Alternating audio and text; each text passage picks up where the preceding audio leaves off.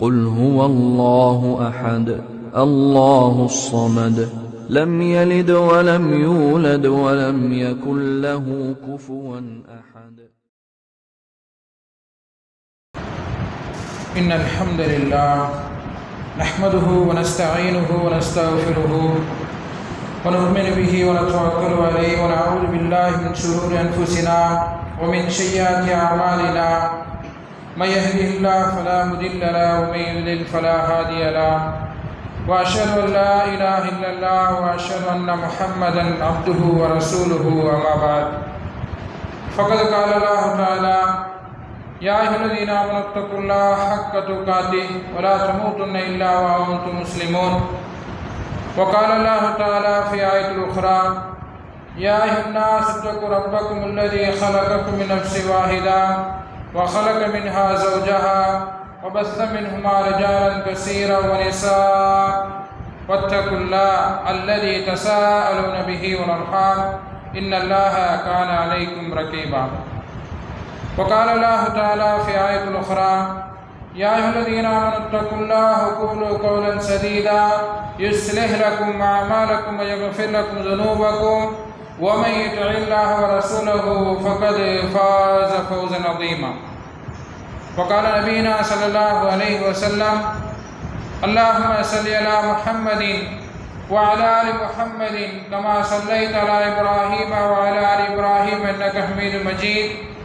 اللهم بارك على محمد وعلى آل محمد كما باركت على إبراهيم وعلى آل إبراهيم إنك حميد مجيد. رب اشرح لي صدري ويسر لي أمري واحلل عقدة من لساني يفقهوا قولي. புகழும் புகழ்ச்சியும் ஏக இறைவனாகிய அல்லாஹ் ஒருவனுக்கு உரித்தாக்கி அவனது அன்பும் அருளும் இவ்வுலகிற்கு இறுதியாக அனுப்பப்பட்ட முஹம்மது நபி ஸல்லல்லாஹு அலைஹி வஸல்லம் அவர்களின் மீதும் அன்னாரின் அடிச்சுவட்டை அப்படியே பின்பற்றி வாழ்ந்த உத்தம சத்திய சஹாபாக்கள் சஹாபிய பெண்மணிகள் மீதும் தாபீகள் மீதும் தபா தாபீகள் மீதும் மற்றும் இந்த அவையில் அமர்ந்திருக்கின்ற உங்கள் மீதும் என் மீதும் உங்களுடைய குடும்பத்தார் மீதும் என்னுடைய குடும்பத்தார் மீதும் என்னென்று நின்று நிலவட்டுமாக. இந்த நல்ல நாளில் எப்படி நம் அனைவரையும் ஒன்று கூட்டினானோ அதே போல் நாளை மறுமையில் உயர்ந்த சொர்க்கமான ஜன்னத்துல் ஃபிர்தௌஸ் என்னும் சொர்க்கத்தில் உங்களையும் என்னையும் உங்களுடைய குடும்பத்தாரையும் என்னுடைய குடும்பத்தாரையும் ஒன்று கூட்டோனாக என்று பிரார்த்தனை செய்தவனாக எனது ஜும்மாவுடைய முதல் உரையை ஆரம்பம் செய்கின்றேன். அன்பார்ந்த சகோதர சகோதரிகளே, நாம் எல்லாம் மனதில் ஒன்றை ஆழமாக பதிய வைத்துக் கொள்ள வேண்டும். என்ன விஷயம்? நாம் எதற்காக வேண்டி படைக்கப்பட்டிருக்கிறோம் என்பதை நினைவில் வைத்துக்கொண்டே இருக்க வேண்டும். எதற்காக வேண்டி படைக்கப்பட்டிருக்கிறோம்? அவனை வணங்குவதற்காக, அல்லாஹ்வை வணங்குவதற்காக நாம் என்ன செய்து கொண்டிருக்கிறோம்? படைக்கப்பட்டிருக்கிறோம் என்பதை மனதில் ஆழமாக நாம் என்ன செய்ய வேண்டும்? பதிய வைத்துக் கொள்ள வேண்டும். அதே மாதிரி இன்னொரு விஷயம் என்னவென்று தெரியுமா? நான் அல்லாஹ்வுடைய அடிமை என்கின்ற ஒரு இதை நாம் என்ன செய்ய வேண்டும்? மனதில் ஆழமாக பதிய வைக்க வேண்டும். நான் அல்லாஹ்வுடைய அடிமை, அல்லாஹ்வுடைய அடிமை என்கின்ற ஒரு விஷயத்தை நாம் என்ன செய்ய வேண்டும்? மனதில் வச்சுக்கிட்டே இருக்கணும். நாம் என்ன செய்யக்கூடாது? ஒரு கர்வம் கொண்டவர்களாக, பெருமை கொண்டவர்களாக இந்த உலகத்தில் வாழக்கூடாது. நான் அல்லாஹ்வுடைய அடிமை, என்னை அல்லாஹ் படைத்திருக்கின்றான், நான் அவனுக்கு அடிமையாகத்தான் இருப்பேன், கடைசி வரை நான் அடிமையாகத்தான் இருப்பேன் என்பதை ஆழமாக நம்மளுடைய உள்ளத்தில் பதிய வைக்க வேண்டும். அது மட்டுமல்லாமல் அவனை மட்டும் வணங்க வேண்டும் என்பதை ஆழமாக நம்ம என்ன செய்ய வேண்டும்? பதிய வைக்கின்ற 3 விஷயம். முதல்ல நாம் எதற்காக வேண்டி படைக்கப்பட்டிருக்கிறோம் அந்த நோக்கத்தை விளங்க வேண்டும் முதல்ல. அதே மாதிரி இரண்டாவது விஷயம், நான் அல்லாஹ்வுடைய அடிமை என்பதை ஆழமாக பதிய வைக்க வேண்டும். அதே மாதிரி என்னுடைய வணக்கம் எல்லாம், என்னுடைய வழிபாடு எல்லாம் அல்லாஹ்வுக்கு மட்டும்தான், அவனை தவிர்த்து வேறு யாருக்கும் கிடையாது என்பதை நாம் என்ன செய்ய வேண்டும்? மனதில் வைத்துக் கொள்ள வேண்டும். அப்ப நம்மளை படைத்ததற்குண்டான நோக்கம், ஃபர்ஸ்ட் விஷயம் என்ன? நம்மளுடைய படைத்ததற்குண்டான நோக்கம் அவனை வணங்க வேண்டும். இதை பற்றி தன்னுடைய திருமறையில குறிப்பிடும் பொழுது ஒமா ஹலக்துல் ஜின்ன வல் இன்ஸ இல்லா லியஅபுதூன், மனித இனத்தையும் ஜின்ன இனத்தையும் என்னை வணங்குவதற்காகவே அன்றி நான் படைக்கவில்லை என்று அல்லாஹ் சுப்ஹானஹு வ தஆலா தன்னுடைய திருமறையில குறிப்பிட்டு காட்டுகிறான். இந்த வசனம் பாருங்க, நம்மளுக்கு தெளிவாக பாடம் புகட்டுகிறது. இந்த வசனம் நம்மளுக்கு தெளிவாக பாடம் புகட்டுகிறது, உணர்த்துகிறது. எதை உணர்த்துகிறது? அல்லாஹ் கூறக்கூடிய இந்த வசனத்தை நாம் படித்து பார்த்தோம் என்று சொன்னால், இந்த பூமியில நம்மை ஏன் படைத்தான் என்பதை உணர்த்துகிறது. அதே மாதிரி நாம் எதற்காக படைக்கப்பட்டிருக்கிறோம் என்கின்ற அடிப்படை விஷயத்தை இந்த வசனம் உணர்த்துகிறது. ஏன் படைக்கப்பட்டிருக்கிறோம்? நாம் அவனை வணங்க வேண்டும் என்கின்ற உன்னத நோக்கத்தோடு என்ன செய்கிறோம்? படைக்கப்பட்டிருக்கிறோம். ஆனால் இன்றைக்கு அந்த நோக்கத்தை மறந்தவர்களாக இந்த உலகத்தில் வாழ்ந்து கொண்டிருக்கிறார்கள். ஏன் இந்த உலகத்துல படைக்கப்பட்டிருக்கிற நோக்கத்தை மறந்துட்டாங்க. சிலருக்கு தெரிய மாட்டுது. ஏன் படைக்கப்பட்டிருக்கிறோம், எதற்காக வேண்டி படைக்கப்பட்டிருக்கிறோம், இந்த ரத்தமும் சதையும் கொண்ட இந்த மனிதன் எதற்காக வேண்டி படைக்கப்பட்டிருக்கிறான் சிந்திக்க மாட்டேங்கிறான் மனுஷன். அல்லாஹ் படைக்கப்பட்ட நோக்கத்தை தன்னுடைய திருமறையில குறிப்பிட்டு காட்டுகிறான். ஆனால் அதை மறந்தவர்களாக என்ன செய்கிறார்கள்? இந்த பூமியிலே வாழ்ந்து கொண்டிருக்கிறார்கள். முஸ்லிம் என்ற பெயரில் பாருங்க, ஒருவன் தான் படைக்கப்பட்ட நோக்கத்தை புரிந்து கொள்ளவில்லையோ அவன் அல்லாஹ் மீது நம்பிக்கை கொண்ட அடியானாக இருக்க மாட்டான், உண்மையான முஸ்லீமாக இருக்க மாட்டான், உண்மையான அல்லாஹ்வுடைய அடிமையாக இருக்க மாட்டான். இந்த பூமியில நான் எதற்காக படைக்கப்பட்டிருக்கிறேன் என்கின்ற நோக்கத்தை விளங்கவில்லை. இந்த உலகத்துல விளங்காம வாழ்ந்துகிட்டு இருக்கிறான். நான் எதற்காக படைக்கப்பட்டிருக்கேன் என்ற நோக்கத்தை விளங்காமல் இந்த உலகத்துல வாழ்ந்து கொண்டிருக்கான்னு சொன்னால் அவன் அல்லாஹ்வுடைய அடிமையாக இருக்க மாட்டான், உண்மையான முஸ்லிமாக இருக்க மாட்டான். அப்ப உண்மையான முஸ்லிம்னா யாரு? அல்லாஹ்வுக்கு கட்டுப்படக்கூடிய முஸ்லிம்னா யாரு? இந்த உலகத்துல நான் எதற்காக படைக்கப்பட்டிருக்கிறேன் அந்த நோக்கத்தை விளங்கி தன்னுடைய வாழ்க்கை அதன் பிரகாரம் நடத்துகிறானே அவன் தான் உண்மையான முஸ்லிம். யார் இந்த உலகத்துல படைக்கப்பட்ட நோக்கத்தை விளங்கி தன்னுடைய வாழ்க்கை அதன் பிரகாரம் நடத்துகிறானோ அவன் தான் உண்மையான முஸ்லிம், அவன் தான் அல்லாஹ்வுக்கு கட்டுப்படக்கூடிய முஸ்லிம். இன்னைக்கு அப்படி வாழ்கிறோமா? இன்னைக்கு அல்லாஹ்வுக்கு கட்டுப்படக்கூடிய முஸ்லிமாக நாம் இருக்கிறோமா? அல்லாஹ்வை வணங்குகிறோமா? இன்னைக்கு அல்லாஹ்வுடைய வணக்கத்துல நான் எப்படி இருக்கிறேன்? அல்லாஹ் எனக்கு ஒரு உயிரை கொடுத்திருக்கிறான், சதையும் ரத்தத்தையும் கொடுத்திருக்கிறான். நான் அவனுக்கு எவ்வாறு இருக்கிறேன் இந்த பூமியில? அவன் படைத்திருக்கிற நோக்கத்தை நான் பரிபூர்ணப்படுத்தி விட்டேனா? இல்ல. நமக்கு மட்டுமா அல்லாஹ் அதாவது வணங்குங்க, என்னை தொழுங்க என்று சொல்கிறான்? கிடையாது. வானவர்களையும் அல்லாஹ் என்ன செய்கிறான்? தொழச் சொல்லி ஏவி இருக்கிறான். அவர்கள் அந்த கட்டளைக்கு கட்டுப்பட்டவர்களாக அல்லாஹ்வை வணங்கி கொண்டிருக்கிறார்கள். அல்லாஹ்வுடைய சலாசம் சொல்றாங்க, வானத்துல 7வது வானத்துல பைத்தூர் மஹ்மூர் என்ற ஒரு பள்ளிவாசல் இருக்கிறது. அந்த பள்ளிவாசல்ல ஒரு நாளைக்கு 70,000 மலக்குமார்கள் என்ன செய்வார்களா? வந்து வணங்கி தொழுது கொண்டு போவார்களாம். அந்த 70,000 மலக்குமார்கள் இருக்காங்க பாருங்க, அது ஒரு நாள் வந்து தொழுதுட்டாங்கன்னு சொன்னா அடுத்த வாட்டி அவங்க வரமாட்டாங்க. அவங்களுக்கு ஒரு நாள் தான் அந்த சான்ஸ். அதுக்கப்புறம் என்ன செய்ய மாட்டாங்க? அந்த பள்ளிவாசலுக்கு என்ன செய்ய மாட்டாங்க? வரமாட்டாங்க. அல்லாஹ் அவர்களுக்கு என்ன கட்டளை இட்டானோ அந்த கட்டளையை சரிவர என்ன செய்கிறார்கள்? நிறைவேற்றக்கூடியவர்களாக என்ன செய்கிறார்கள்? இருக்கிறார்கள். ஆனால் இந்த மனிதன் எவ்வாறு இருக்கிறான்? மனிதனுக்கு அல்லாஹ் என்ன செய்கிறான்? இச்சையையும் வாழ்வாதாரத்தையும் கொடுத்து அவன் எதை முன்னோக்குகிறான் என்று அல்லாஹ் என்ன செய்கிறான்? சோதித்து பார்க்கிறான். அல்லாஹ் சுப்ஹானஹு வ தஆலா நம்மளுக்கு இச்சையையும் கொடுத்து வாழ்வாதாரத்தையும் கொடுத்து நம்மளை சோதிக்கிறான். அவனுடைய வாழ்க்கையில் அவன் எதை முன்வைக்கிறான்? அவனுடைய இச்சையை முன்வைக்கிறானா, இல்ல அவனுடைய வாழ்வாதாரத்தை முன்வைக்கிறானா, இல்ல எதுவுமே வேண்டாம் என்னை படைத்த ரப்பு போதும் அப்படிங்கிற வணக்க வழிபாட்டை முன்வைக்கிறானா என்பதை அல்லாஹ் சோதித்து பார்க்கிறான். இன்றைக்கு பார்க்கிறோம், இன்றைக்கு வியாபாரம், பணம் சம்பாதிப்பது இதிலே குறிக்கோளாக இருக்கிறார்கள். பணம் சம்பாதிப்பது தப்பு கிடையாது, வியாபாரம் செய்வது தப்பு கிடையாது. ஆனால் அந்த பணம் சம்பாதிப்பதில் ஒரு அளவு இருக்குது. இன்னைக்கு எப்படி பார்க்கப்படுதுன்னா, பணம் என்னுடைய வாழ்க்கை எப்படி ஒரு பணத்தால தான் இருக்கணும், நான் பணம் சம்பாதிக்கிறது தான் என்னுடைய வாழ்க்கை, அப்படித்தான் இருக்கிறார்கள். இது தப்பு. பணம் எதுக்கு சம்பாதிக்கணும்? தன்னுடைய வாழ்க்கையை அடுத்த கட்டத்துக்கு எடுத்து போகணும்.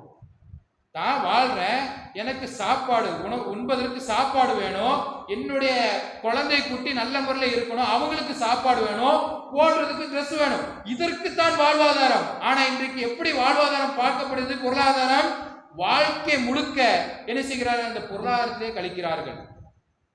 காலத்தையும் நேரத்தையும் அந்த பொருளாதாரம் சம்பாதிப்பதிலே காலத்தை இதுதான் தப்பு, இதுதான் தப்பு. எப்படித்தான் தன்னுடைய வாழ்க்கையை கழிக்க வேண்டும்? அல்லாஹ்வை வணங்கியவர்களாகத்தான் தன்னுடைய வாழ்க்கையை கழிக்க வேண்டும். நம்முடைய பிறப்பு எப்படி இருக்கணும்?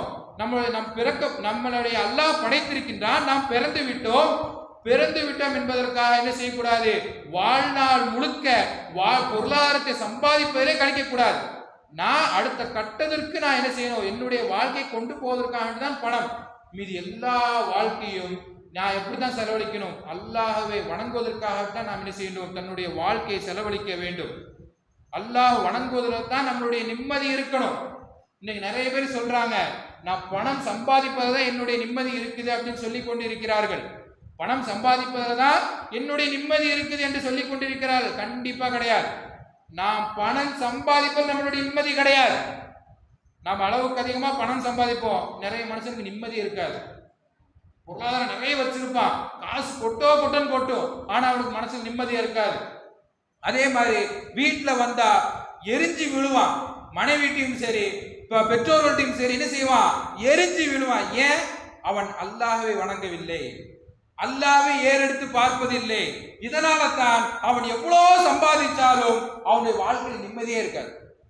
அவன் எவ்வளவு சம்பாதிச்சாலும் தொழுகை இல்லையா, அல்லாஹ்வை நம்பவில்லையா, அல்லாஹ்வை ஏறெடுத்து பார்க்கவில்லையா, அவன் எப்படித்தான் இருப்பான்? அவனுடைய வாழ்க்கையில துன்பங்களும் கஷ்டங்களும் தான் நிறைந்து இருக்கும்.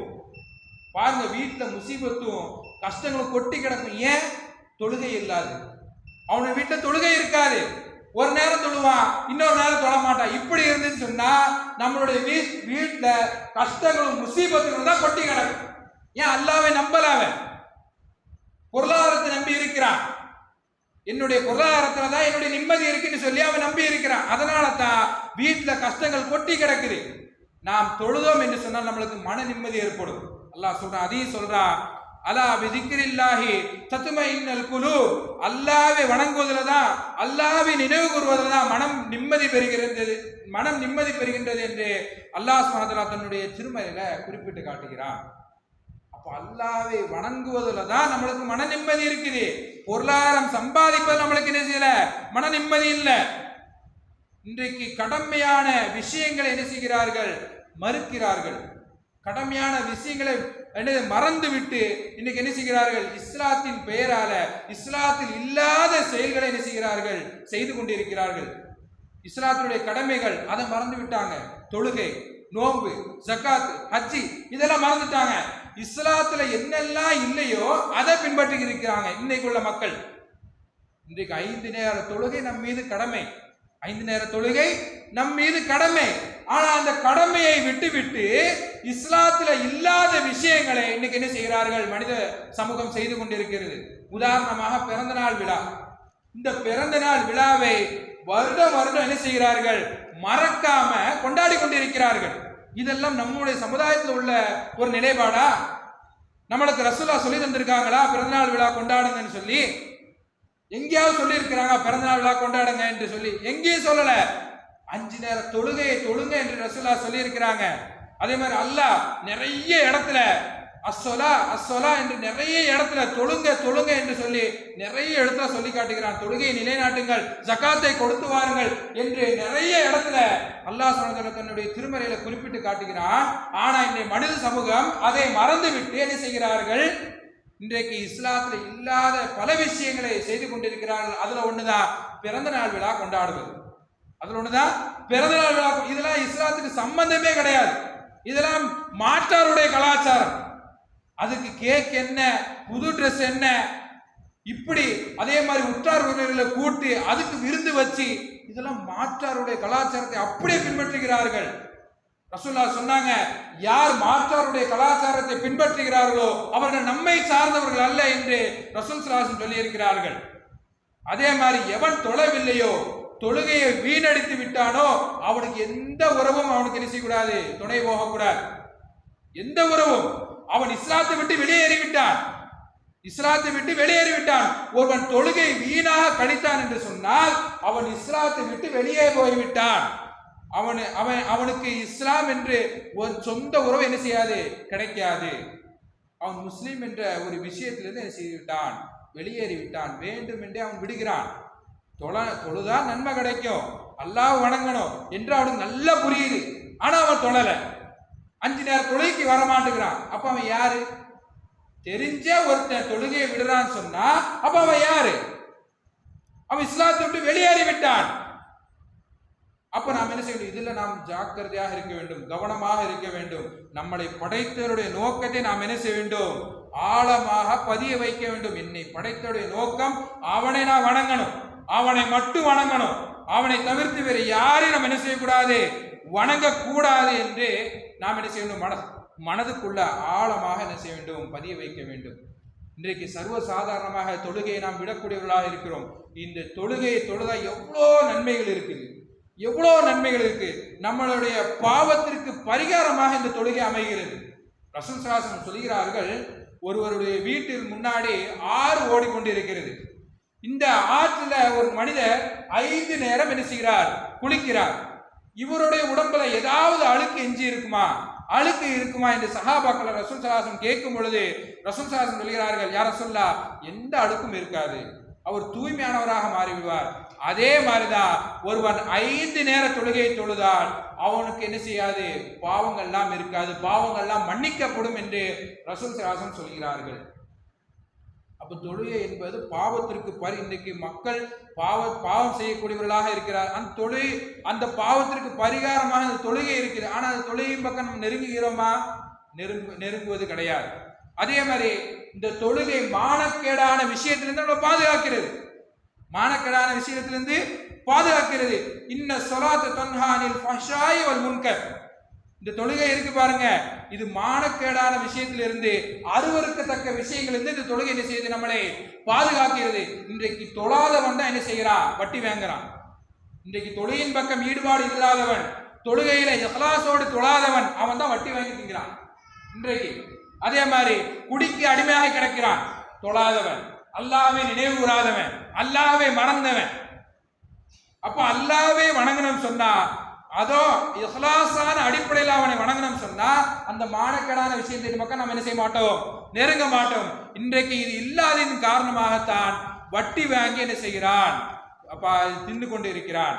அதே மாதிரி குடிப்பழக்கம், புகைப்பழக்கம், இன்னும் என்னென்ன விஷயம் மானக்கேடான விஷயங்கள்லாம் இருக்குதோ அது எல்லாத்துமே ஊறி இருக்கிறான். எதன் காரணமாக? தொழுகை இல்லாததின் காரணமாக, அல்லாஹ்வை நம்பாததின் காரணமாக. இன்றைக்கு குடிக்கு அடிமையாக இருக்கக்கூடிய எத்தனையோ மனிதர்கள் நாம் என்ன செய்கிறோம்? பார்க்கிறோம். அப்ப நாம் என்ன செய்யணும்? இந்த தொழுகையை நாம் விடவே கூடாது. என்ன நிலையில இருந்தாலும் நாம் இந்த தொழுகையை விட்டு விடக்கூடாது. நம்மளுக்கு காய்ச்சலா, அல்லாஹ் நம்மளுக்கு அனுமதி கொடுத்திருக்கிறாங்க, உட்கார்ந்து தொழு. நின்றுகிட்டு முடியலையா? உட்கார்ந்து தொழு. உட்கார்ந்து தொழ முடியலையா? படுத்துக்கிட்டு தொழு. படுத்துக்கிட்டு உன்னால தொழ முடியலையா?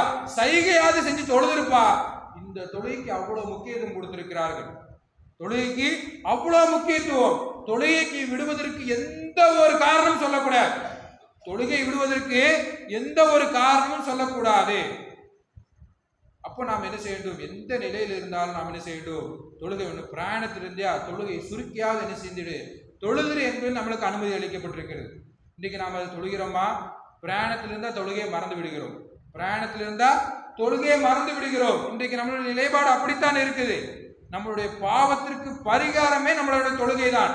நம்ம இங்கிருந்து பள்ளியிலிருந்து வெளியே போனா நம்ம என்ன செய்கிறோம்? பாவம் செய்கிறோம், யாரையாவது ஏசுகிறோம், யாரையாவது திட்டுகிறோம், அடிக்கிறோம். இந்த பாவத்திற்கு பரிகாரம் நம்மளுக்கு அடுத்த வக்து தொழுகை இருக்குது. நாம் அதை நினைத்து பார்த்திருக்கிறோமா?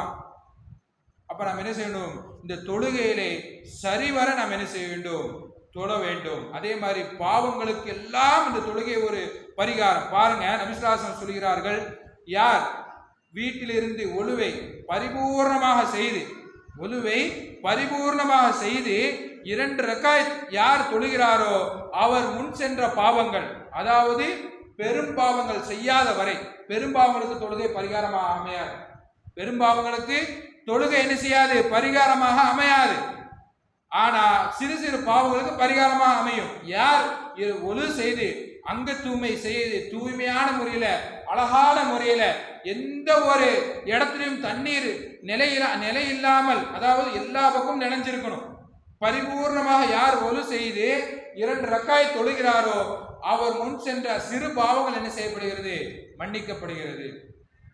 இதுக்கு யாராவது முயற்சி செஞ்சிருக்கிறோமா?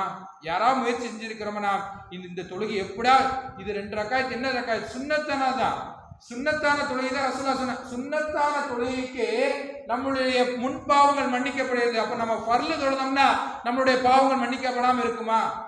ரசூலுல்லாஹ் சொன்ன இந்த 2 ரக்காயத்தை ஒழு செஞ்சுட்டு தொழுகிற 2 ரக்காய் சுன்னத் தொழுகை, இந்த தொழுகைக்கு நம்மளுடைய முன் பாவங்கள் மன்னிக்கப்படுகிறது. இதற்கு யாராவது நாம் முயற்சி செய்கிறோமா? செய்வது கிடையாது. அப்ப நாம் என்ன செய்ய வேண்டும்? முயற்சி செய்ய வேண்டும். தொழுகை நம்மளுடைய படைத்ததே அதற்காக தான். அதாவது பொருளாதாரம் சம்பாதிப்பது, வியாபாரம், இதெல்லாம் 2வது கட்டம் தான். நம்ம முதல்ல அவனை வணங்குவதற்காக தான் நம்மளை படைச்சிருக்கிறான். அப்ப நாம் என்ன செய்ய வேண்டும்? அதில் நாம் என்ன செய்ய வேண்டும்? கவனம் செலுத்த வேண்டும். அதே மாதிரி நாம் இந்த உலகத்தில் வாழ்வது எதற்காக? சொர்க்கம் செல்ல வேண்டும். அந்த உயர்ந்த ஒரு நோக்கத்திற்காக தான் நம்ம வாழ்ந்து கொண்டிருக்கிறோம். அதே மாதிரி என்னுடைய தகுதி அல்லாஹ்விடத்தில் உயரணும், என்னுடைய தகுதி அல்லாஹ்விடத்தில் உயரணும், அதற்காக தான் உலகத்தில் வாழ்ந்து கொண்டிருக்கிறோம். அதுக்கு நாம் ஒரு காரியம் செஞ்சோம் சொன்னா நம்மளுடைய தகுதி என்ன செய்யும்? மேல் நோக்கி போவோம் என்று ரசூல் ஸல்லல்லாஹு அலைஹி வஸல்லம் சொல்லி தராங்க. பாருங்க, ஒரு ரசூல் ஸல்லல்லாஹு சஹாபாக்களை கேட்குறாங்க, நான் உங்களுக்கு ஒரு செயலை குறித்து நான் உங்களுக்கு அறிவிக்கட்டுமா? அந்த செயல் உங்களுடைய தகுதி என்ன செய்யும்? உயர்த்தி வைக்கும் என்று ரசூல் ஸல்லல்லாஹு அலைஹி வஸல்லம் அவர்கள் சொல்கிறார்கள். அப்புறம் சஹாபாக்கள் யார் சொல்லித்தாங்க அது என்ன செயல்? அந்த செயலை செஞ்சா என்னுடைய தகுதி எப்படி உயரும்? அதை எங்களுக்கு சொல்லிக் கொடுங்க என்று சொல்லும் பொழுது ரசூலுல்லாஹ் சொல்கிறார்கள், சிரமமான சூழ்நிலையில் ஒருவன் ஒது செய்து சிரமமான கடுமையான குளிர் நேரம், அந்த நேரத்தில் அங்க தூய்மை செய்து ஒருவன் தொழ வந்தான்னு சொன்னா அவனுடைய தகுதி என்ன செய்யும்? உயரும் என்று ரசூல் ஸல்லல்லாஹு அலைஹி வஸல்லம் அவர்கள் என்ன செய்கிறார்கள்? சொல்லுகிறார்கள். அப்ப நாம் என்ன செய்ய வேண்டும்? இதற்கு நாம் என்ன செய்ய வேண்டும்? முயற்சி செய்ய வேண்டும். நம்மளுடைய தகுதி உயர்வதற்கு நாம் என்ன செய்யணும்? அங்க தூய்மை, அந்த சிரமமான நேரத்தில், இன்னைக்கு கடுமையான குளிர் நேரத்தில் நம்ம என்ன செய்யறோம்? தயமம் செஞ்சு விடுகிறோம். அப்படித்தானே? கடுமையான குளிர், தாங்க முடியாத குளிர், அந்த நேரத்தில் நம்ம என்ன செய்யறோம்? அப்பா கை வச்சா என்ன செய்யும்? ரொம்ப குளிரும், தண்ணியில கை வச்சா குளிரும், அதனால நான் என்ன செஞ்சுக்கிறேன்? தயமம் பண்ணிக்கிறேன். ஆனா அதோடைய சிறப்பு பாருங்க, கடுமையான குளிர் நேரத்துல எவன் அங்க தூய்மை செய்து உது செய்து தொழுகை வரானோ அவனுடைய தகுதி அல்லாஹ்விடத்தில் என்ன செய்யப்படுகிறது? உயர்த்தப்படுகிறது என்று ரசூல் ஸல்லல்லாஹு அலைஹி வஸல்லம் சொல்கிறார்கள். அப்ப நாம் என்ன செய்யணும்? இதற்கு நாம் என்ன செய்ய வேண்டும்? முன் வர வேண்டும். இதன் மீது நாம் அதிகமாக கவனம் செலுத்த வேண்டும். அதே மாதிரி ரசூல் ஸல்லல்லாஹு அலைஹி வஸல்லம் அவர்களிடத்துல ஒரு மனிதர் வந்து கேட்கிறாங்க, யா ரசூலல்லாஹ், சொர்க்கத்துல சேர்க்கக்கூடிய ஒரு செயலை எனக்கு அறிவிச்சு கொடுங்க, நான் இந்த செயலை செஞ்சா சொர்க்கம் செல்லணும், அப்படிப்பட்ட செயலை எனக்கு என்ன செய்யுங்க? அறிவிச்சு கொடுங்க என்று அந்த சஹாபி ஒரு மனிதர் வந்து கேட்கும் பொழுது ரசூல் ஸல்லல்லாஹு அலைஹி வஸல்லம் அவர்கள் சொல்கிறார்கள், நீ அல்லாஹ்வை மட்டும் வணங்க வேண்டும். முதல் விஷயம் சொல்கிறார்கள், நீ அல்லாஹ்வை மட்டும் வணங்க வேண்டும், அவனுக்கு எதை கொண்டும் இணை வைக்க கூடாது. அதுக்கப்புறம் சொல்கிறார்கள், நீ தொழுகையை நிலைநாட்டு, ஜக்காத்தை கொடு என்று ரசூல் ஸல்லல்லாஹு அலைஹி வஸல்லம் அவர்கள் சொல்கிறார்கள். சொர்க்கத்தில் சேர்க்கக்கூடிய விஷயங்களை பற்றி ஒரு மனிதர் வந்து கேட்கும் பொழுது, நீ அல்லாஹ்வை மட்டும் வணங்கு, அவனை எதை கொண்டும் நீ என்ன செஞ்சிடாத? இணை வைச்சிடாத. அப்படி இணை வைக்காத நிலையில ஒரு மனிதன் மரணிச்சாம் சொன்னா, அல்லாஹ்வை மட்டும் வணங்கி மரணிச்சாம் சொன்னா அவனுக்கு கண்டிப்பாக என்ன செய்யும்? அவனுக்கு சொர்க்கம் கடமையாக்கப்படும். அதே மாதிரி தொழுகையை நாம் சரிவர பேணணும் சொன்னா அவனுக்கு என்ன செய்யப்படும்? சொர்க்கம் கடமையாக்கப்படும் என்று ரசூல் ஸல்லல்லாஹு அலைஹி வஸல்லம் அவர்கள் என்ன செய்கிறார்கள்? இந்த ஒரு ஹதீஸ்ல நம்மளுக்கு என்ன செய்கிறார்கள்? தெளிவூட்டுகிறார்கள். அப்ப இவ்வளோ சிறப்புகள் இருக்குது நம்மளுக்கு. தொழுதம் சொன்னா இவ்வளோ சிறப்புகள் இருக்கு. ஆனால் இந்த தொழுகையின் பக்கம் நம்முடைய மக்கள் என்ன செய்ய மாட்டேங்கிறாங்க? வரமாட்டேங்கிறாங்க. இன்னைக்கு பார்க்கிற 3 வித மக்கள் இருக்கிறாங்க. ஒரு வித மக்கள் எப்படி இருக்கிறாங்க? கடமையான தொழுகைகள் தொழுவாங்க, சுன்னத்தான தொழுகை தொழுவாங்க, இப்படி ஒரு செட்டு மக்கள் இருக்கிறாங்க. அதே மாதிரி ஜும்மா மட்டும் தொழக்கூடிய மக்கள் இருக்கிறாங்க. ஜும்மா மட்டும் என்னமோ ஜும்மா மட்டும்தான் அவங்களுக்கு கடமை என்று மாதிரி அந்த ஜும்மா தொழுகையை மட்டும் தொழக்கூடிய மக்கள் இருக்கிறார்கள். இன்னும் சில மக்கள் இருக்கிறாங்க, இந்த ஜும்மா தொழுகை கூட தொழ மாட்டான், ஜும்மா தொழுகை கூட என்ன செய்ய மாட்டான்? தொழுக மாட்டான். அவனுக்கு வியாபாரம் தான் முக்கியம், அவனுக்கு பணம் சம்பாதிப்பதுதான் முக்கியம். அதே மாதிரி 2 பெருநாள் தொழுகை, சுன்னத்தான தொழுகை, அது கூட தொழ வர மாட்டான். ஏன்? கடை அடைச்சா வியாபாரம் போயிடும், கடை அடைச்சா வியாபாரம் போயிடும். இப்படி ஒரு செட்டு மக்கள் இருக்கிறாங்க. தொழுகையே தொழாம முஸ்லீம் என்ன பெயர் வச்சுக்கிட்டு என்ன செய்கிறார்கள்? ஊர்ல தெரிஞ்சுக்கிட்டு இருக்கிறாங்க. ஆனா அவங்கள வாயிலிருந்து வர வார்த்தை பரக்கத்தான வார்த்தையா வரும். அல்லாஹ் பாதுகாக்கணும், அல்லாஹ் என்னை பாதுகாத்தான், சுப்ஹான் அல்லாஹ். அவன் தொழ மாட்டான், ஒன்றும் செய்ய மாட்டான். ஆனா அவனுடைய வாயிலிருந்து வர வார்த்தை எப்படி இருக்குது? அல்லாஹ் பாதுகாக்கணும், சுப்ஹான் அல்லாஹ், மாஷா அல்லாஹ், இன்ஷா அல்லாஹ், இப்படித்தான் இருக்கும். அவன் உள்ளத்துல இருந்து சொல்றான்னு நினைக்கிறமா? உள்ளத்துல இருந்து தான் சொல்ல மாட்டான். அவன் அல்லாவே நினைவு கூறலையே, அல்லாவே மறந்தவனால அந்த உலகத்துல வாழ்ந்துகிட்டு இருக்கிறான். அப்ப இப்படியும் மக்கள் என்ன செய்கிறார்கள், இருந்து கொண்டிருக்கிறார்கள். சூரா மரியமில அல்லாஹ் சுப்ஹானஹு வ தஆலா தன்னுடைய திருமறையில குறிப்பிடும் பொழுது, எவன் தொழுகையை வீணடித்தானோ, எவன் வேண்டுமென்றே தொழுகை விட்டானோ, அவனுக்கு மறுமையினால மிகப்பெரிய அழிவு காத்துக்கிட்டு இருக்குது என்று அல்லாஹ் சுப்ஹானஹு வ தஆலா தன்னுடைய திருமறையில சொல்லி காட்டுகிறான். எவன் தொழுகையை வேண்டுமெனே விடுகிறானோ, வீணாக்குகிறானோ, அவனுக்கு மறுமையில மிகப்பெரிய அழிவு காத்து கொண்டிருக்கிறது என்று அல்லாஹ் சுப்ஹானஹு வ தஆலா தன்னுடைய திருமறையில சொல்லி காட்டுகிறான். இதெல்லாம் நம்மளுக்கு நினைவூட்டி கொண்டு இருக்கிறோம்.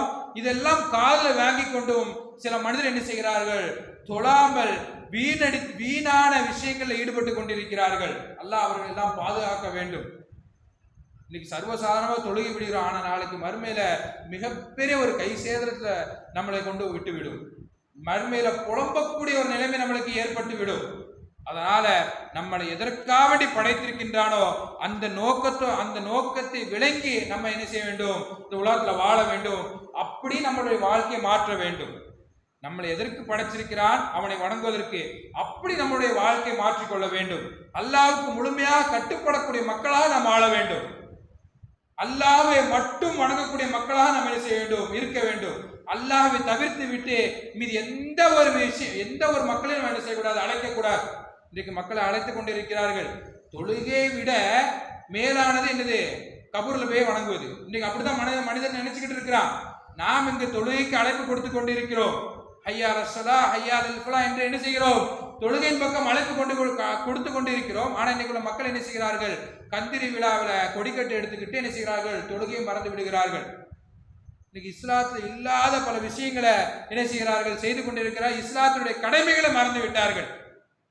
அல்லாஹ் அதிலிருந்து நம்ம எல்லாம் என்ன செய்ய வேண்டும், பாதுகாக்க வேண்டும். இஸ்லாத்தினுடைய கடமைகளை நாம் என்ன செய்ய வேண்டும், சரிவர பின்பற்ற வேண்டும்.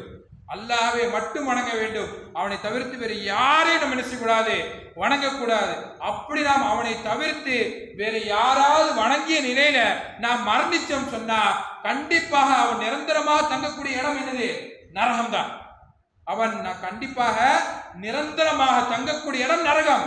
அவனுடைய உள்ளத்துல அல்லாஹ்வை தவிர்த்து வேற யாரையாவது வணங்கக்கூடிய ஒரு விஷயம் இருந்துச்சுன்னு சொன்னா, அல்லாஹ்வை தவிர்த்து வேற யாரையாவது அழைக்கக்கூடிய ஒரு விஷயம் அவனுடைய உள்ளத்துல இருந்துச்சு சொன்னா, அவன் கண்டிப்பா நிரந்தரமாக நரகத்துல தங்கி விடுவான். அல்லாஹ் அதிலிருந்து நம்மளை என்ன செய்ய வேண்டும், பாதுகாக்க வேண்டும். ஆகவே அன்பார்ந்தவர்களே, நாம் தொழுகையை நிலைநாட்டக்கூடிய பாக்கியத்தை அல்லாஹ் சுப்ஹானஹு வ தஆலா நாம் அனைவருக்கும் தந்தல் புரிவானாக.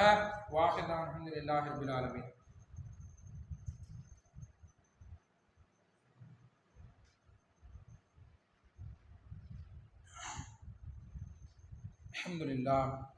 அல்ஹம்துலில்லாஹி வஸ்ஸலாத்து வஸ்ஸலாமு அலா ரசூலில்லாஹ் வ அலா ஆலிஹி வ ஸஹ்பிஹி வன்னாஸி அஜ்மஈன். அன்பார்ந்த சகோதரர்களே, ஜும்மாவுடைய முதல் உரையில் தொழுகையை நாம் என்ன செய்ய வேண்டும், சரிவர பேண வேண்டும் என்கின்ற விஷயங்களை எல்லாம் பார்த்தோம். தொழுதால் என்னென்ன சிறப்புகள் கிடைக்கும் என்பதை பற்றி பார்த்தோம். அதே மாதிரி தொழுகையில மிக முக்கியமான ஒரு விஷயம் என்ன தெரியுமா, கவனம். தொழுகையில மிக முக்கியமான விஷயம் கவனம். அல்லாஹ் சொல்றான், ஃபவைலுல் லில் முஸல்லீன், தொழுகையாளிக்கு கேடுதான் என்று சொல்கிறான். தொழுகையாளி தொழுதா ஏன்பா கேடு, தொழுதா நன்மை தானே. அல்லாஹ் சொல்றான் ஃபவைலுல் லில் முஸல்லீன், தொழுகையாளிக்கு கேடுதான் என்று சொல்கிறான். எப்படிப்பட்ட தொழுகையாளி தெரியுமா, அல்லதீன ஹும் அன் ஸலாத்திஹிம் சாஹூன், யார் தொழுகையில அதாவது கவனக்குறைவா நிற்கிறார்களோ, கவனம் இல்லாமல் இருக்கிறார்களோ, அப்பேற்பட்ட தொழுகையாளிக்கு கேடுதான் என்று அல்லாஹ் சுப்ஹானஹு வ தஆலா தன்னுடைய திருமறையில குறிப்பிட்டு காட்டுகிறான். அப்ப நாம் என்ன செய்யணும், தொழுகையில மிக முக்கியமாக கவனிக்க வேண்டிய கவனம் தான். அந்த கவனம் இங்கே இருக்க இஹ்லாஸான முறைப்படி, அல்லாஹ் என்னை பார்த்து கொண்டிருக்கிறான், நான் அல்லாஹ்வை பார்க்காவிட்டாலும் அல்லாஹ் என்னை பார்த்து கொண்டிருக்கிறான் என்கின்ற ஒரு இஹ்லாஸான நோக்கத்தோடு நாம் என்ன செய்ய வேண்டும், தொழுக வேண்டும். இன்னைக்கு நிறைய பேர் என்ன செய்கிறார்கள், தொழுகைக்கு வந்து ஜாயிண்ட் ஆன ஒன்னதான் என்ன செய்யும், தலை சொறையும், இடுப்பு சொறையும், அப்படிதானே. அப்பதான் வந்து ஒருத்தன் தொப்பி போடுவான், அப்பதான் வந்து மூஞ்சி தொடச்சு. எப்போ தக்பீர் கெட்டின உடனே அவசர அவசரமா வந்து தக்பீர் கட்டிடுறது, அப்பதான் அவன் தலையை சொறி. இந்த மாதிரி தொழுகையாளிக்கு கேடுதான். நாம் என்ன செய்யக்கூடாது, அதிகமான அசைவுகளை என்ன செய்யக்கூடாது, தொழுகையில ஏற்படுத்தக்கூடாது. அப்படி நாம் அதிகமான அசைவுகளை தொழுகையில ஏற்படுத்தணும் சொன்னா அந்த தொழுகை பாக்கி முடிஞ்சிச்சு, அவன் திரும்பி என்ன செய்யணும், தொழுகையை தொழணும். ஆனா நிறைய பேர் அந்த தவறு செய்யறோம். தொழுகையில வந்து நின்றுகிட்டு தான் நாம் என்ன செய்யறோம், மூஞ்சை துடைக்கிறது, தொப்பியை மாற்றுறது, இப்படி எல்லாம் செய்து கொண்டிருக்கிறோம். இப்படி செய்வதன் மூலமாக அவனுக்கு மட்டும் கவனம் சிதறுமா? கிடையாது, பக்கத்தில் இருக்கவங்க எல்லாத்துக்குமே கவனம் சிதறும். அதனால இந்த தவறுகளை நாம் என்ன செய்யக்கூடாது. நாம் தொழுகையை சரிவர பேணுனா மட்டும்தான் அந்த தொழுகைக்கு உண்டான கூலி நம்மளுக்கு கிடைக்கும். இல்ல நான் கவனமற்று தான் இருப்பேன்னு சொன்னா அவனுக்கு கேடுதான் என்று அல்லாஹ் சுப்ஹானஹு வ தஆலா தன்னுடைய திருமறையில குறிப்பிட்டு காட்டுகிறான். அப்ப நாம் என்ன செய்ய வேண்டும்? கவனத்தோடு என்ன செய்ய வேண்டும்? நிற்க வேண்டும். அதுக்கப்புறமாக தொழுகையாளிக்குள்ள தண்டனையை பற்றி சொல்லும் பொழுது ரசூல் ஸல்லல்லாஹு அலைஹி வஸல்லம் அவர்கள் மிக எச்சரித்து சொன்னார்கள், கடுமையாக கோபப்பட்டார்கள். ரசூல் ஸல்லல்லாஹு அலைஹி வஸல்லம் அவர்கள் யார் ஜமாத் தொழுகையை விட்டு விட்டாரோ, இன்னைக்கு நிறைய பேர் என்ன செய்கிறோம்? ஜமாத்தை விட்டு தனியாக வந்து நின்று தொழுகிறோம். வீட்டில் ஒரு ஜமாத்து போட்டு தொழுகிறோம், அப்படிதானே? ஆண்கள் என்ன செய்ய வேண்டும்? பள்ளிக்கு வர வேண்டும். ஆனா இன்னைக்கு என்ன செய்கிறோம்? ஆண்கள் எல்லாம் வீட்டில் தொழக்கூடிய ஒரு நிலைமை ஏற்படுகிறது. தாமதமாயிடுச்சு, கேட்டா தாமதமாயிடுச்சு, தூங்கிட்டேன், களைப்பா இருந்துச்சு, இப்பதான் வீட்டுக்கு, இப்படிங்கிற ஒரு காரணத்தை சொல்லுகிறார்கள். இன்றைக்கு ஜமாத்தை விட்டவுடனே ரசூலுல்லாஹ் சொல்லுகிறார்கள், ஜமாத்தை அதாவது கடினமான முறையில ரசூலுல்லாஹ் வந்து என்ன செய்யறாங்க? ஒரு ஆயுதத்தை ஏந்தி என்ன செய்யறாங்க? சொல்லுகிறார்கள், யார் ஜமாத்தை விட்டாரோ, ஜமாத்தை விட்டு யார் வீட்டில் இருக்கிறாரோ, ரசூலுல்லாஹ் சொல்லிக்கிட்டு சஹாபாக்கிட்ட சொல்றாங்க, நான் ஒரு தீப்பந்தத்தை எடுத்துட்டு அவங்களோட வீட்டுக்கு நான் என்ன செஞ்சிருப்பேன்? போய் தீ வச்சு கொளுத்திருப்பேன் என்கின்ற அளவுக்கு கடுமையாக எச்சரித்து சொன்னார்கள். யார் ஜமாத் தொழுகையை விட்டாரோ, ஜமாத் தொழுகை வேண்டுமெனே விட்டு வீட்டில் விழுந்தாரோ, அவருடைய வீட்டுக்கு நான் எப்படி போயிருப்பேன்? தீப்பந்தத்தை எடுத்துட்டு அவருடைய வீட்டில் போய் நான் என்ன செய்திருப்பேன்? கொளுத்திருப்பேன் என்று ரசூல் ஸல்லல்லாஹு அலைஹி வஸல்லம் அவர்கள் கடினமான முறையில சொன்னார்கள். அந்த அளவுக்கு தொழுகையுடைய முக்கியத்துவத்தை நம்மளுக்கு சொல்லி இருக்கிறார்கள். அப்ப நாம் என்ன செய்ய வேண்டும்? வீட்டிலலாம் தொழக்கூடாது, ஜமாத்தோடு நாம் என்ன செய்ய வேண்டும்? சேர்ந்து தொழ வேண்டும். நம்மளுக்கு அழகாக என்ன செய்யுது? வக்து டைம்லாம் கொடுக்கப்பட்டிருக்குது. இந்த வக்துல இந்த நேரத்தில் நம்மளுக்கு என்ன செய்யும்? தொழுகை நடக்கும் என்று எல்லாத்துக்குமே தெரியும். ஆனா இன்னைக்கு என்ன செய்கிறார்கள்? அந்த கரெக்டான டைம்ல தான் என்ன செய்யறாங்க? எல்லாருக்கும் ஒலி செய்ய போறது. கரெக்டான நேரம் 4 மணினா 4 மணிக்கு தான் வீட்டை விட்டு பெறப்பட்டு என்ன செய்யறது? வந்து ஒலி செய்ய போறது. முன்னாடி நபியோருடைய காலத்துல சஹாபாக்கள் வந்து காத்து கொண்டு இருப்பார்கள். இமாம் வருவதற்கு முன்னாடி சஹாபாக்கள் வந்து காத்து கொண்டு இருக்கிறாங்க. எதுக்கு? தொழுகைக்காக வேண்டி, தொழுகை எதிர்பார்த்து காத்து கொண்டு இருப்பார்கள். இன்றைக்கு இமாம் காத்து கொண்டு இருக்க வேண்டியதா இருக்குது. இமாம் மட்டும் உட்கார்ந்து பார்த்துக்கிட்டே இருக்காங்க, யாரா வராங்களா. இப்படித்தான் நம்முடைய மக்கள் இருக்கிறார்கள், ஈமான்ல பலகீனமாக இருக்கிறார்கள். அப்ப இதுல இருந்து நாம் என்ன செய்ய வேண்டும்? மாற வேண்டும். அதே மாதிரி நாளைக்கு மறுமையில கேட்கப்படக்கூடிய முதல் கேள்வி தொழுகையை பற்றி தான். நம்ம நாளைக்கு அல்லாஹ் சுப்ஹானஹு வ தஆலா மைதானத்தை நிக்க வச்சு என்ன செய்வான்? எல்லாத்தையும் கூப்பிட்டு கேள்வி கேட்பான். அதுல முதல் விசாரணை என்னத்தான்? தொழுகை தான். நீ தொழுதையா என்றுதான் கேட்பான். நாம் அந்த இடத்துல தொழுகையாளி என்று பட்டம் வாங்கிட்டேன்னு சொன்னா, தொழுத அப்படின்னு ஒரு பட்டத்தை வாங்கிட்டேன்னு சொன்னா அவனுக்கு எந்த ஒரு பிரச்சனையும் கிடையாது. என்ன செய்வான்? அழகான முறையில சொர்க்கத்துக்கு சென்று விடுவான். அந்த இடத்துல தொழுகையை பற்றி விசாரிக்கும் பொழுது அந்த இடத்துல அவன் தொழுகவில்லை, தொழுகையாளி இல்லை என்று பட்டம் ஆகிட்டான் சொன்னா அவன் எங்கதான் செல்வான்? நரகத்துக்கு சென்று விடுவான். அப்ப நாம் என்ன செய்ய வேண்டும்? மறுமையில அந்த முதல் கேள்வி நாம் கரெக்டா பதில் சொல்லணும்னு சொன்னா, இந்த உலகத்துல வாழும் பொழுது இஹ்லாஸான அடிப்படையில் நாம் என்ன செய்து இருக்க வேண்டும்? தொழுது இருக்க வேண்டும், அல்லாஹ்வை மட்டும் வணங்கி இருக்க வேண்டும். அப்படி இருந்தா மட்டும்தான் நாளைக்கு மறுமையில நாம் என்ன செய்ய முடியும்? அந்த கேள்விக்கு பதில் சொல்ல முடியும். அதே மாதிரி தொழாதவங்களுக்குன்னு அல்லாஹ் என்ன செஞ்சிருக்கான்? சிறப்பான ஒரு தண்டனை என்ன செஞ்சிருக்கான்? ஏற்படுத்தி வைத்திருக்கின்றான். அவனுக்கென்று தனியாக ஒரு நரகத்தை ஏற்படுத்தி வைத்திருக்கின்றான். எவன் தொழவில்லையோ, எவன் தொழாமல் வீணாக ஊரை சுற்றி கொண்டிருக்கிறானோ, தொழுகையை வீணடித்துக் கொண்டிருக்கிறானோ, அல்லாஹ்வை மறந்தவனா இருக்கிறானோ, அவனுக்கு அல்லாஹ் என்ன செஞ்சிருக்கா? ஒரு தனியாக ஒரு நரகத்தை ஏற்படுத்தி வைத்திருக்கின்றான். அதுதான் சக்கர் என்ற நரகம். இது அல்லாஹ் தொழாதவனுக்கு ஏற்படுத்தி வைத்திருக்கின்றான். இந்த நரகத்தை பற்றி சொல்லும் பொழுது இந்த நரகம் எப்படிப்பட்டது தெரியுமா? ஒரு மனிதனை உள்ளேயும் எடுத்துக்கொள்ளாது, வெளியும் தள்ளாது, அவனை நடுவால வைத்து என்ன செய்யும்?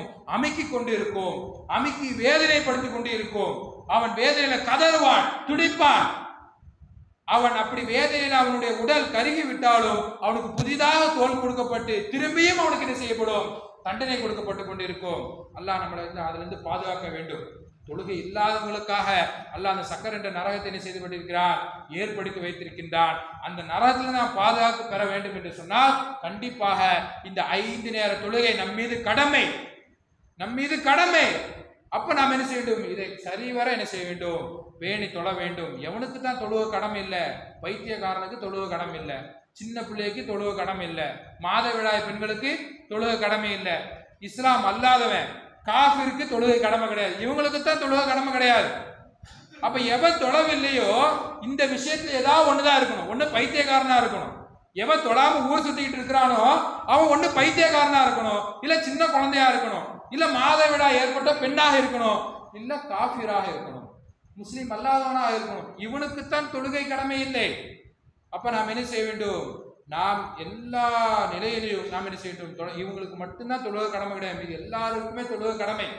அப்ப நாம் என்ன செய்யணும்? எந்த நிலையில இருந்தாலும் நம்ம காய்ச்சலா, கடுமையான காய்ச்சலா, ஃபீவர் எதுவாக இருக்கட்டும், நாம் தொழுகை என்ன செய்ய வேண்டும்? பேண வேண்டும். நம்மளுக்கு சலுகை கொடுக்கப்பட்டிருக்குது, அந்த சலுகை நாம் என்ன செய்ய வேண்டும்? பயன்படுத்த வேண்டும். அதே மாதிரி பயணத்துல போறோமா, அந்த பயணத்தில் நம்மளுக்கு சலுகை கொடுக்கப்படும். தொழுகை விடுவதற்குண்டான எந்த ஒரு காரணமும் சொல்லல, தொழுகை விடுவதற்கு எந்த ஒரு காரணம் சொல்ல, அங்க சலுகை தான் ரசூல்லா கொடுத்திருக்கிறாங்க. நீங்க சலுகையை பயன்படுத்தி கொள்ளுங்கள் என்றுதான் ரசூலா சொல்லியிருக்கிறாங்க. ஆகவே அன்பார்ந்தவர்களே, நம்ம இந்த உலகத்தில் எதற்காக வேண்டி படைத்தானோ அந்த நோக்கத்தை விளங்கி தங்களுடைய வாழ்க்கை அதன் பிரகாரம் நடத்தக்கூடிய பாக்கியத்தையும் தொழுகையாளியாக நாம் ஆகக்கூடிய பாக்கியத்தையும் அல்லாஹ் சுப்ஹானஹு வ தஆலா அனைவருக்கும் தந்தல் புரிவானாக. யா அய்யுஹல்லதீன ஆமனு தக்குல்லாஹ் வகூலு கௌலன் சதீதா யுஸ்லிஹ் லக்கும் அஅமாலக்கும் வயக்ஃபிர் லக்கும் ذுனூபக்கும் வ மன் யுத்திஇல்லாஹ வ ரசூலஹு ஃபக்கத் ஃபாஸ ஃபௌஸன் அதீமா.